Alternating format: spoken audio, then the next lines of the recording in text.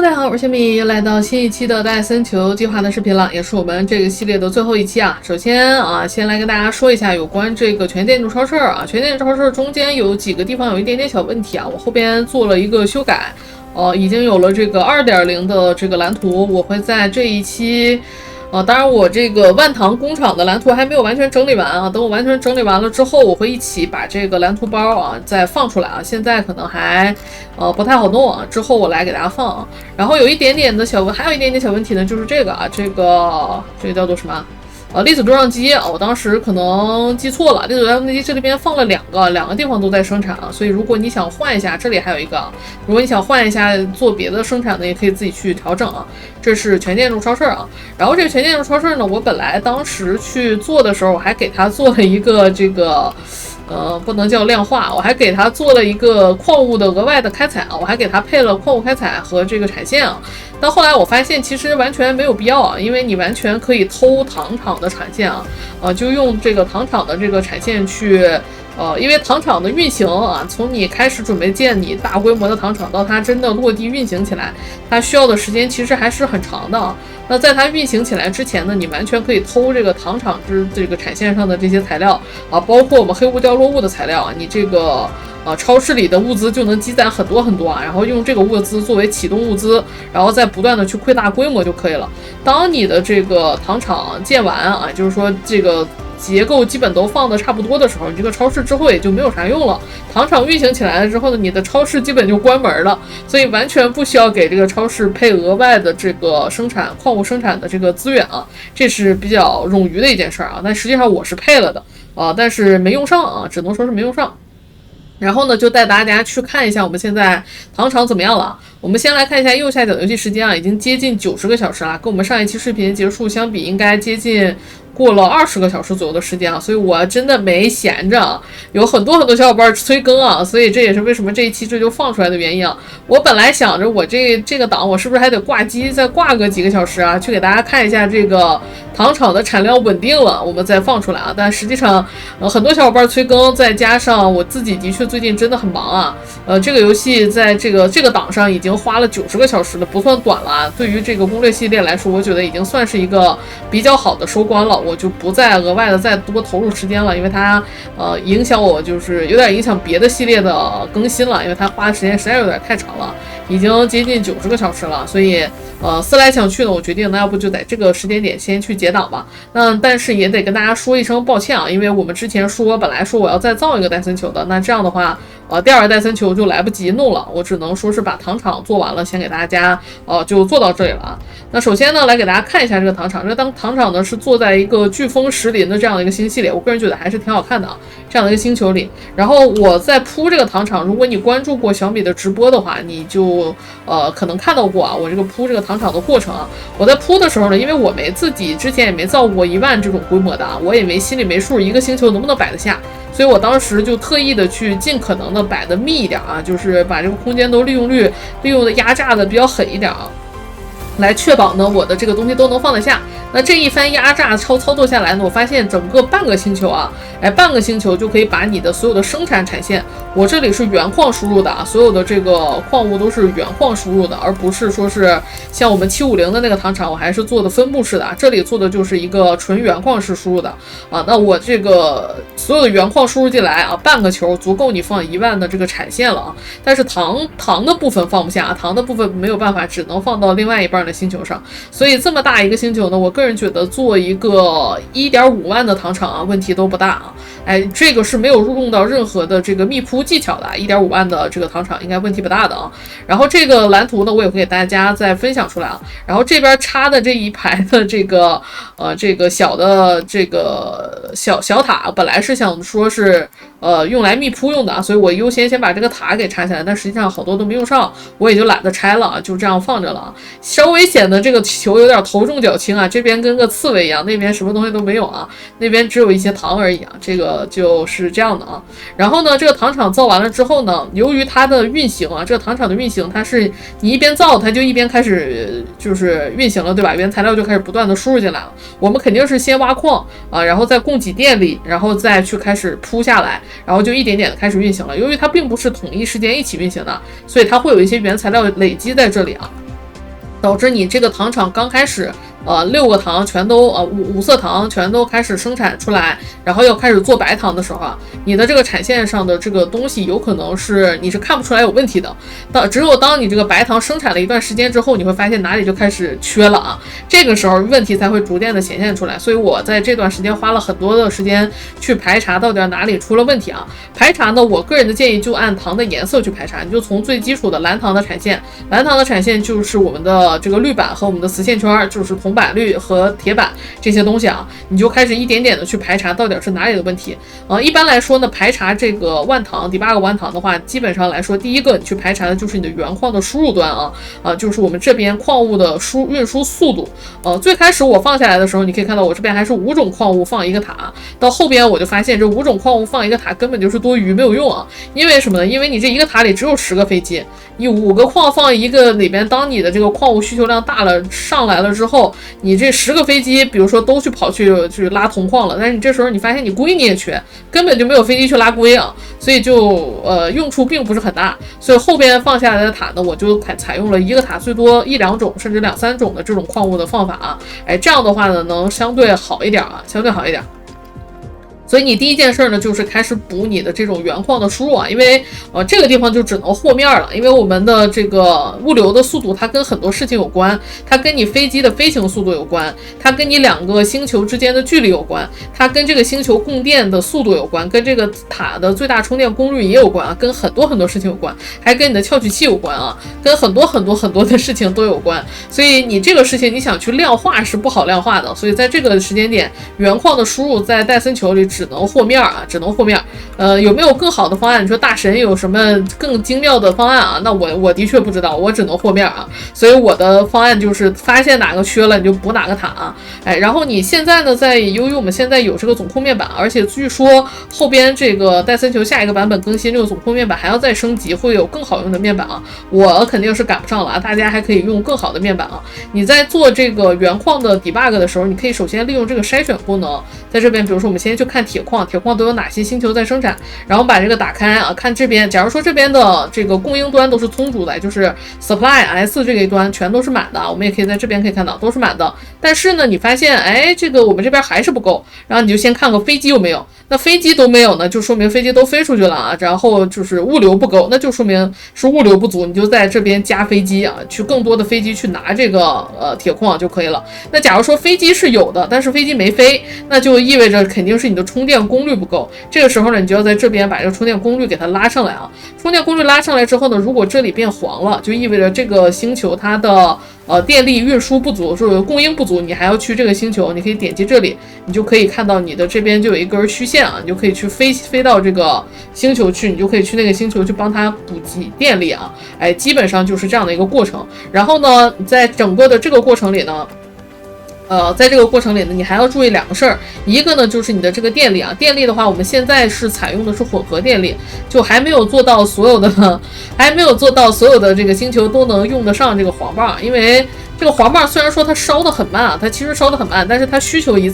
它一次运来大几百个啊，但是它生产速度其实不快，1分钟只有45个的产量，而我们有这么多的星球，所以你想每一个地方，就即便每一个星球运200个过去啊，它用的量其实也很多，所以我现在还是处于是一个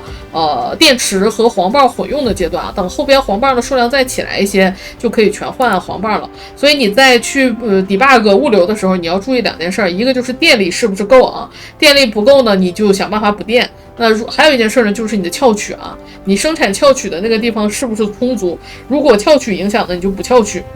这是我们 debug 的第一个方向，就是我们的物流啊。然后呢，包括你的氢气啊，你可以看到我这边还放了好多的这个3塔共氢的这个结构，放了好几组啊。就是氢气的物流也要注意啊，因为你氢气的物流速度，你看到这边的塔的速度就是等于速度被吃满了，你就需要其他的塔去帮你去再辅助你啊。所以氢气的物流你也要去关注啊，这就是原矿的物流，是你在 debug 整个产线的第一个需要注意的事儿啊。那第二个注意的事儿呢，就是当你发现原矿是够的，你来到这边的产线上，你看一下机器还是不动，有一些机器亮黄点啊，那你就可以开始看这个机器亮黄点的原因是什么，爪子有没有放错，传送带有没有放反，然后有没有把它输入到塔里啊，这些都是最基本的。还有一件事呢，就是看你的传送带和你的这个机器的数量是不是匹配啊。我们4碟的传送带的满运力是7200啊，那这种小的机器还好啊，这个很容易就满足这个运力的要求啊。但是有一些机器呢，它吃运力吃的非常的大，你的机器如果一旦放多了呢，就会导致它的运力不足啊。以卡晶为首啊，我们先来给大家去看一下卡晶的产线啊。卡晶呢，一条蓝带最多只能带6点几台的机器啊，6点几台。7台就有这个机器运输就是供应不足了。你可以看一下这边啊，这边我做的是1、2、3、4、5、6、7啊，我们这是以7为单元去做的啊。这不是卡晶啊，这是那啥，但是这边是啊，这边是卡晶，是以7为做。你可以看到第7台它就会变成一个时有时无的状态啊，它缺这个氢气啊。我们这氢气的7200的这个产线啊，因为它一个卡晶需要12个氢气啊，每4秒需要12个单位的氢气，用的量还是很大的，所以你最后一台它可能会有这样的一个问题。包括我们的这个光栅石也是啊，我这里当时后来debug 的时候发现这个光栅石的运力不足啊，但是我这里空间压榨的比较紧了，我又不想占下面的半球，我就在这边做了一个妥协啊，让它拐了一下啊。包括这边我也做了一些妥协，然后让这个物流做了一些妥协啊。然后我为了补这件事呢，我在前面补了一条氢气的线啊，给我们最后的这一排啊补这个卡晶补这个氢气。那这边为啥没补呢？因为我这个氢气这个卡晶的机器的数量是冗余的。我们可以给大家看一下，这边卡晶的机器一共是49个。我们万唐的话没记错46个机器就足够了啊，所以有几台机器，有这么3台机器时有时无的运行，我觉得是影响不大的，所以我就没管这边啊，也是因为这边的结构太紧了，我不想改了，就这样了啊。所以第二个，你就是要看你的这些机器有没有放对，然后你的这个产量是不是供应的足，你的物流是不是供应的足的。那如果这些还又都没有问题的话，那再下来可能出问题的又就是增产剂啊，增产剂是不是对的啊？不是啊，除了增产剂以外，还有可能有一种可能性啊，就以我们的这个阴间过滤器来举例啊。阴间过滤器为啥说它阴间呢？因为它是整个万唐工厂上它占地面积最大、用的机器数量最多的一环啊。它大概用掉了200多个吧，要用200多个3级的这个制造台，288个3级的制造台，所以它很阴间。那正是因为它占了这么大的面积，所以它一定用了多个的这个小行星塔去给它供给。那这个多个的行星塔之间，它有可能会出现一个问题，一个状况啊，就比如说这个物流的不均衡的问题啊。比如说这边我们可以看到，这里都是接近满的，但是你有可能就中间有一个塔，那现在我们没有这个塔有这个情况，比如说这个塔。它有可能某一个材料它的数量就不够啊，比如说就卡在一个很少的数值啊，那这样的问题就会导致这个产线这个塔下面的这个产线，它就很多的机器都运行不了。但是你其他的这个塔里边的这些材料又都是冗余的，基本上是全满的这样的一个状态，全是冗余的。那这个材料的不均衡导致的这个机器的启动啊，这个是因为启动的不均衡带来的影响，那只能我们人为的手动去调一下啊。因为我们现在的游戏版本的这个小塔是没有优先级的，你是在这个总控面的板去设置这个优先级的时候，只能设置星际塔，小塔是没有优先级的设置的，所以没有办法，你只能手动的人为的去帮它去调整一下啊，然后让它的这个速度起来，否则呢你会导致你这个速度好久它都起不来啊，因为它这些塔都在需求这个原材料，我们的原材料基本上是这个算死的，这个用量是算死的，你能分到这个塔上的量就太少了，就给它的这个冗余空间就太少了，这也是需要注意的一个问题啊。那再下来呢，你在 debug 的时候呢，需要注意的就是你的增产剂啊。你可以看到增产剂，我这个增产剂是怎么做的呢？我是环球的，整个环了这个星球一圈啊，都是在这个位置啊，这个增产剂。但是呢，你如果这样的话呢，你会导致你看你这个增产剂，环星球一圈它太长了。它肯定是供应不足的，所以没有办法在中间我会加几个节点啊，去加几个蓝剂的这个节点，去手动的往里抓一下，补一下蓝剂，否则你会导致后边的机器它吃不着蓝剂啊，就会导致你的整个的产量的显著的下滑，这也是一个需要注意的问题啊。所以与之相应的，你也要去注意你生产增产剂的那个星球，它的蓝剂供应是不是充足的。这里我带大家去看一下吧，去看一下蓝剂生产的这个星球啊。关于这个工厂的结构啊，有一个地方要特别跟大家说一下，就是关于这个重氢转转粒的这部分啊。重氢转转粒这部分的结构其实跟我们之前视频里介绍的基本上差别不大啊。唯一的差别呢，我这里做了一个白爪的反抓啊，就是沿着这个传送带反向去抓，每隔2个这个转转乐的机器反抓一次啊。这个的主要目的主要是因为我们从这个转转乐里出来的这个重氢啊，它是没有堆叠层数的，如果不进行反抓呢，这一条蓝带上的这个重氢的这个运输量、运载量是不够的，所以要做一个反抓，每2个仪器做1次反抓就够了。那如果你不差这点爪子呢，你每一个都抓一下也可以啊，就可以从这里直接从这个地方出口这直接抓到这个带子上也可以啊，都是可以的啊。但是这里一定要注意，而且你做反抓的时候呢，切记一定不要横跨这个转转乐出口的这个梯形带啊，如果横跨了呢，就会导致这个转转乐堵死啊。这个转转乐呢，由于是整个这一组都在转啊，如果一台堵死了，这一组就都不运行了，所以一定要注意啊。这里是要跟大家说的一个点啊。另外一个点呢，就是我们这边的这个炼油厂实际上跟我们之前做的那个750糖的炼油厂是一样的啊，是做了一个混蛋，一个精炼油和我们的氢气的这样的一个混蛋。这个混蛋呢，一定要配合我们的3塔共氢来使用啊。如果你不用3塔共氢的话，会导致你的这个氢气没有办法被第一时间运出去啊，就导致我们的这个精炼油就卡产量了。这里的这个精炼油的这个产线啊，这边是走的是氢气和精炼油的混蛋啊。但是由于我们有3塔共氢的结构啊，所以氢气永远都不会堵。那如果精炼油堵了呢，就证明这精炼油的量足够了啊，那这边就停产就无所谓的。本来这个产线就只是为了生产精炼油啊。然后还要额外再强调一点呢，就是我们之前也跟大家说过，而且造错过的这个位置啊，就是我们的这个粒子对撞机生产这个奇异物质的这里呢用的也是混蛋啊，用的是这个混蛋走我们的这个奇异物质和我们的这个铁板啊。这个奇异物质和铁板啊，不是，是这个粒子容器和铁板啊。这边混蛋来走的时候呢，一定要注意进混带的这个口这里啊，这里的这个梯形带一定要用绿带啊，用绿带的话就等于限制了它的这个速度啊。我们现在这里可能粒子容器的速度还有点供应不上了啊。那我看一下奇异物质的量还是够的，问题不是很大啊。我们基本上因为量化的是万糖正好的数量啊，所以没有什么冗余的物资啊，都是刚刚好被用掉，刚刚好又生产出来这样的一个感觉啊。好，来看一下我们这个增产机的这个星球啊，增产机的这个星球，你最需要注意的一点呢，就是一定要优先保证你的这个蓝剂生产出来，优先给这个星球使用啊。我这里呢就是用了一个这个物流塔，用这个传送带的优先级啊。物流塔的东西呢会优先从这个传送带里出来，而后才会被这个物流塔储存起来啊。所以利用了这样的一个优先级，我们就可以优先的把这个蓝剂供给给这个星球来用了。因为我之前就遇到了这个问题啊，我后来发现我的增产剂量不够，竟然是这个星球的蓝剂供应不足了，因为它的蓝剂生产出来就都被这个大塔抓去，就直接飞走了，利用走了，然后导致我们这个星球的蓝剂不足了啊，就导致后边的这个蓝剂就减产了，那就由此就恶性循环，就更供应不上了啊。这个是需要额外的注意一下的，这也是其中一个啊需要 debug 的一个点啊。还有没有什么需要 debug 的了啊？我估计我想来，我最近这些时间遇到的大概就是这些问题啊，一个是物流的问题、电力的问题、翘取器的问题、蓝剂的问题，再就是机器本身你放的对不对的这个问题啊，这些你都 debug 过了，一般来说你这个工厂就问题不大了。但实际上我现在这个万糖工厂它的运行还没有运行很长时间啊，就像我说的，我本来想挂机的啊，但实际上我并没有太长的时间去挂机啊，导致我现在呢只能给大家看一个初步的结果啊，后边挂机究竟能不能稳定得住啊，还得需要可能要更长的时间去验证啊。但实际上我自己感觉了一下，应该问题不大了啊。我们到这个糖厂再跟大家说啊。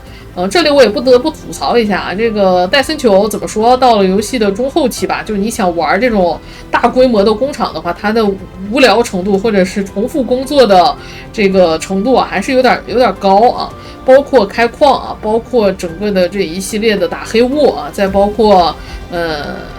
我们的这个星系内的这个来回飞的这个东西啊，当然这个非曲率隐形的速度我们是可以通过无限科技去增速的，但是要的糖的数量实际上实在还是有点多啊。包括我们打黑雾的话，武器的伤害也是可以靠这个白糖去就无限科技去增加的，但是还是那个问题啊，它要的这个白糖点数有点多。当我有这么多白糖了的时候，我大概率我就快结党了。那我中间都没享受到，我就要结党了，就总有一种这种感觉啊。这个是我觉得这个戴森球不太怎么说，不太让我舒服的一个点啊，不太让我舒服的一个点。哎，这边紫糖又出问题了，紫糖怎么啦？好家伙，我这CPU 不够了，这还是第一次啊。就是容易出现这种问题啊！之前一直觉得没问题的产线，突然发现它哪个地方不够了，就很头痛啊！看一下是哪里有问题啊 ？CPU 的话一般就是，钛和硅，硅和铜啊，硅和铜。铜板这边的确有几个停产了，我看一眼啊，但是因为产量足够才停的，产量足够才停的。那我们去看一下那边究竟出什么问题吧。我们也来看一下产量啊。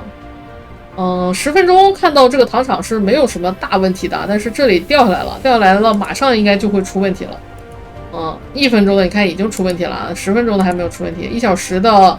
已经开始掉了，已经开始往下掉了，说明还是有哪里有那么一丢丢的问题啊，之前没有遇到也没有想到的。我们去看一眼啊。这里就是说，我们这个糖厂运行的时候，就每一个产线你可能都得在这个过程中 debug 一次啊，因为之前没出问题，不代表之后不会出问题啊。这就是为什么要长期挂机测试的原因啊。但是我现在开了录制的话，我现在这个帧数已经太低了啊，只有30多帧，我估计啊，它卡了。看一下这边什么事儿啊？这里不运行了，缺这个应该就是缺硅啊。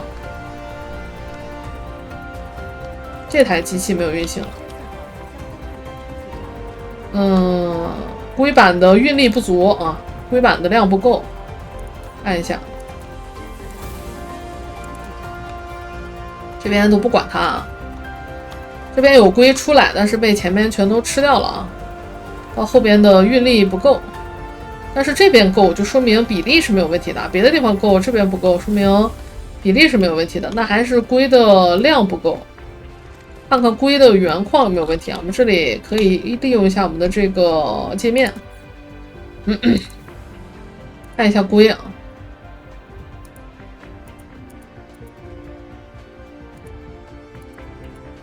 稍微有一点那啥，但是原矿是足够的啊，但是硅板的量稍微的没有累积起来啊，导致很快就会被运走。你可以看到这里就是我说的这个不平衡的问题啊，有一些塔里边累积了大量的硅，但是这里的硅的量比较少啊，然后大家又都在需求硅，就导致这个产线上会有一些机器它会停产啊，这个就是我觉得到后边你逃不掉的一种可能性的问题啊，但是我又没有想到什么好的方法可以解决这个问题。当你帮它补了一点呢，有可能它就慢慢的自平衡就调节过来了，也有可能会调节不过来啊。但你说它这里哪里缺东西呢？我看好像也没缺啊，就是这3个塔的物流供应不平衡导致的感觉啊。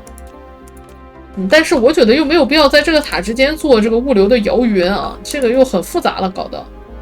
我又觉得好像没有这种必要性啊。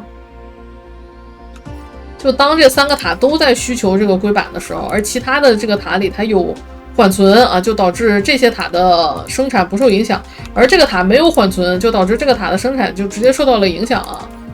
我们手动的给它摇匀一下，看看能不能解决这个问题啊。但是实际上这个问题我没想好更好的解决方案啊，这个我现在一直是人工的 debug 的，有更好的方案的小伙伴呢，也可以在评论区、弹幕区去补充啊。然后后边呢，我会把这个存档就给大家放出来啊，虽然现在1个小时的产量还不是很稳啊，但是基本上万糖还是没问题的。如果加上我们之前有个750的那个糖厂，加到它啊，这就妥妥的万糖啊，没有问题啊。好的，那这个系列呢，到此为止呢，基本上也就快画上句号了，还差最后一件事没有做啊。你可以看到我在一开始视频的一开始，我先去拿了很多的这个飞机啊。我是想去打一个太空巢穴的，其实我已经打过一个了，你可以看到这个阿尔法巢穴已经被我打掉了，但是它为什么还在呢？这个里要跟大家稍微的说一下这个太空巢穴的原理啊。如果你是真的想清掉这个太空巢穴的话，你一定要先把这个巢穴相关的所有的中继站啊，也就是落在地面上的，你可以看到这些巢穴还有再有不停的这个飞机在飞，对不对？巢穴给中继站提供能量，中继站给巢穴提供物质啊。那如果你不把地面的中继站全都清掉的话，就还有物质可以运输给这个巢穴，那这个巢穴就可以再恢复出来啊。那它恢复出来了以后，它就会慢慢一点点扩建出来了。所以你要想完整的把它清理光啊，你一定要先去把地面上所有的中继站啊都给它拔掉才可以。那这里又衍生出来了另一个问题啊，我们有没有可能永久的让这个太空巢穴永久的消失啊？就比如说我们戴森球的那个星系啊，我觉得它偷我电太烦了。但是我现在个人觉得这个太空战斗这里做的不够好的原因也在于此啊，因为当我们有能力去打这个太空战斗的时候，一定是我们的科技已经跑得足够高了，而这个时候啊，就又看不上它偷的那点电了啊。也给大家看一下这个戴森球，我这边3层球还没完全打完啊，前2层打了75%，甚至80%，最后一层大概只打了15%的样子啊。哎，当你去能清的时候，你又看不上它偷你的那点电了，因为我们现在完全不缺电啊，所以就导致这个东西很鸡肋。这个跟我们刚才说的那个物流的那些东西其实是有点像的啊，就是当你有能力去解决它的时候，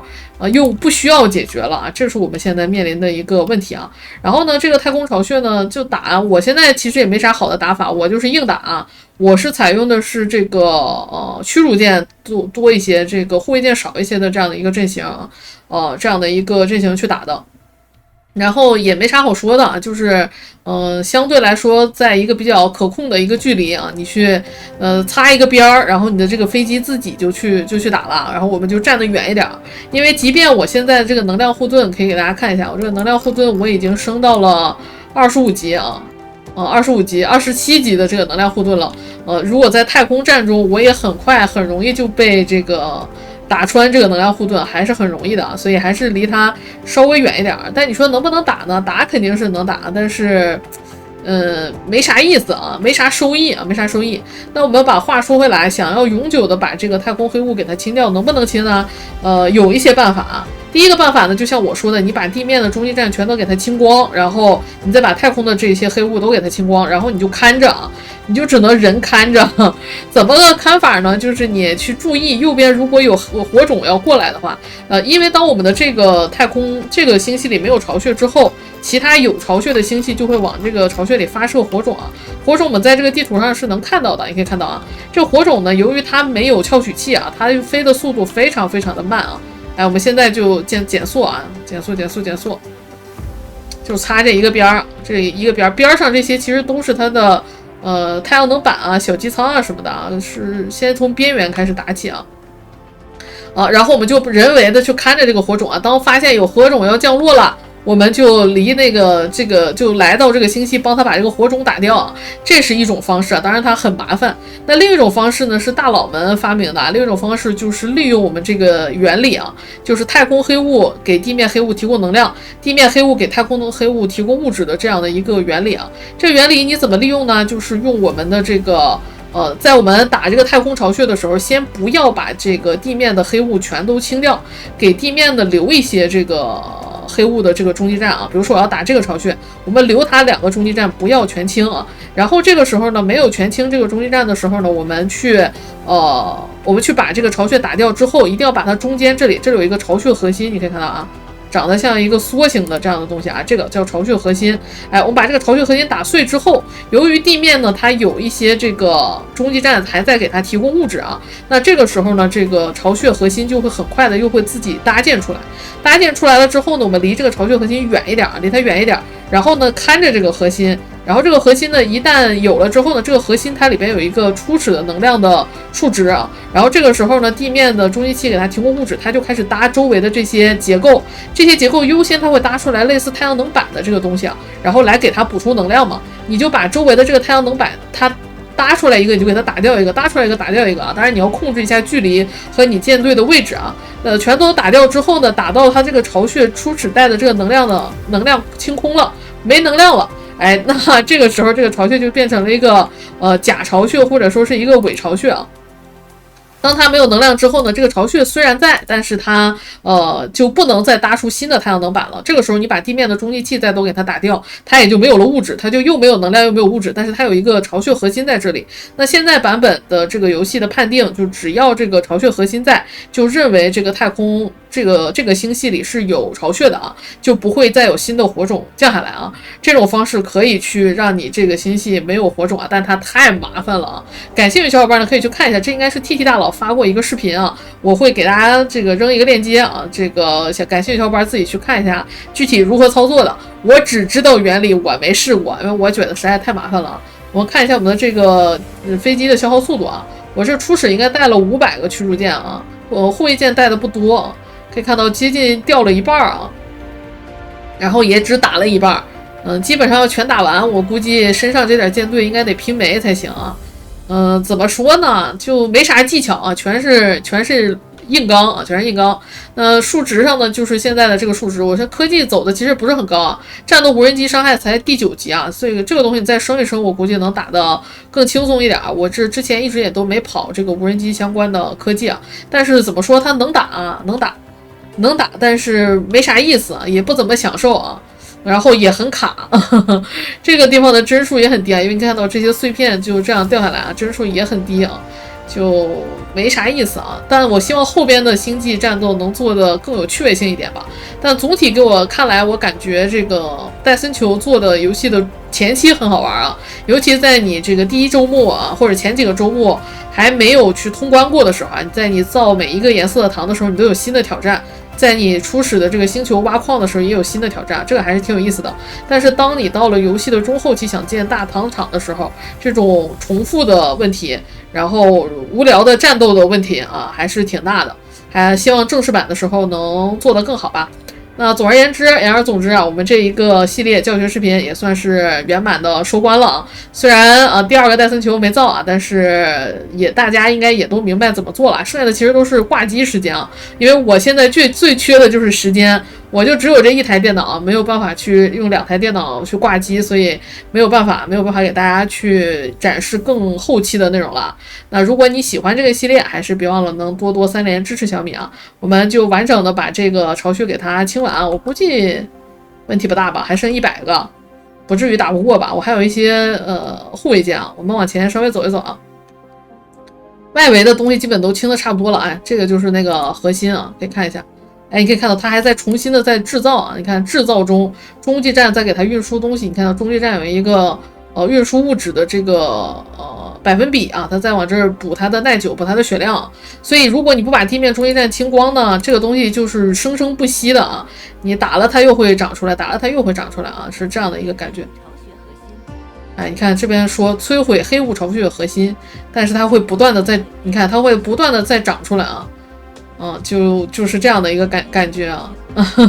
只要有中继器地面的中继，当然你也可以通过这种方式把地面中继器的这个物质给它拼光，因为这个地方不能再给地面中继器提供能量了嘛。你把它打光了之后，地面中继器的能量在不断的消耗，而物质又不断的被这个黑雾给它用掉啊，那这个慢慢的地面黑雾就会停电啊。也可以啊，用这种方式也可以，但这样损伤会比较大。先打地面的，再打太空的会更好一些。你可以看到啊，现在就剩这个核心了，在不停的被重建啊，再被销毁，被重建，被销毁啊，就是这样的一个过程啊。我们把这里给它关一下，哎，然后就能看到一会儿这个核心自己就又长回来了啊，就像是我们这个星系里的阿尔法的那个巢穴一样。我刚才打的应该是伽马的啊。阿尔法的这个巢穴一样，它之后又会自己再长出一个新的核心来啊。好的，那我们这个系列视频啊，我最后再给大家去看一下我们的戴森球吧，毕竟戴森球计划嘛啊，我们还是去一趟我们的戴森球。好，来到我们戴森球的这个星系啊，这个星系看着还是觉得最壮观的啊。然后现在已经在打第三层球了，我们也落地给大家看一下啊。